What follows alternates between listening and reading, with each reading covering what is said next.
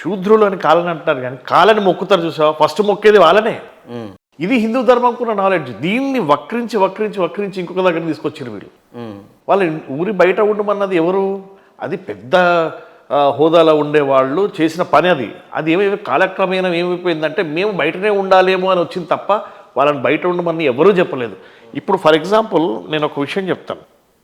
రాజులు రాముడు కానీ కృష్ణుడు కానీ వాళ్ళని ఎప్పుడు ఇప్పుడు నిజం చెప్పాలంటే కృష్ణుడు క్షత్రియుడా? క్షత్రియుడా చెప్పు. కాదు. మరి ఎందుకు పూజ చేస్తున్నాం మరి ఈరోజు? ఆయన శూద్రుడి కిందనే కదా, యాదవ్ అంటే దాని బీసీ కిందనే వస్తాడు కదా. మరి ఆయనను మొక్కుతున్నాం కదా మనం. రాముడు కృష్ణుడు దేవతల్లో ఎవరు కూడా క్షత్రియులు రెడ్డిస్ వీళ్ళు వాళ్ళు లేరు, అందరూ కింద స్థాయి వాళ్ళే. పరశురాముడు క్షత్రియుడా?